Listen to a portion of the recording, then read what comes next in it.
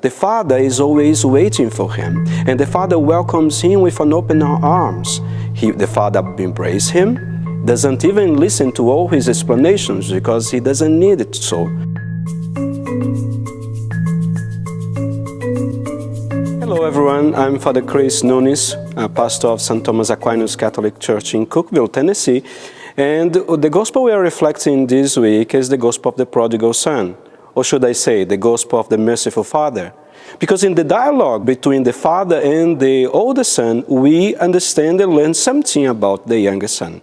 He took everything that he had, all his inheritance, and he went away. He went away from the Father and from the comfort of his house, from the security of his father's house.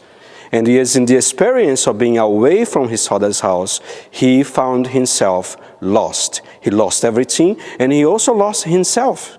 Losing himself, he found out that in his father's house he had all that he needed to be a happy man and a good person. So he comes back to his father's house, thinking that his father would accept him only as a servant, because he told he also lost his dignity as a child of his father. But the interesting thing is that the Father is always waiting for him, and the Father welcomes him with an open arms. The Father embraces him, doesn't even listen to all his explanations because he doesn't need it so.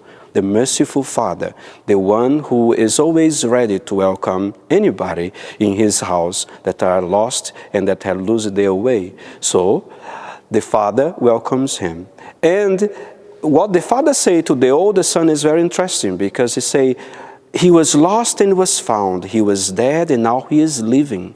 Because every time we leave our Father's house, the security of our home, the security of God's house, we find ourselves in a situation of disappointment and of loss and death.